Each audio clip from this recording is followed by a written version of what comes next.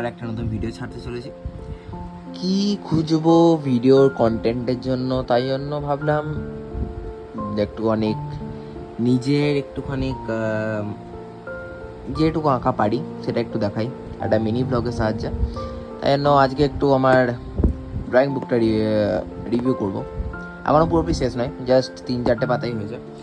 আর এখানে অনেকটা আছে আমার ড্রয়িং খাতা, বিশাল বড়, সেটা দেখাতে হবে। প্রথমে মিনি ইয়েটার জন্য এটা দেখাই।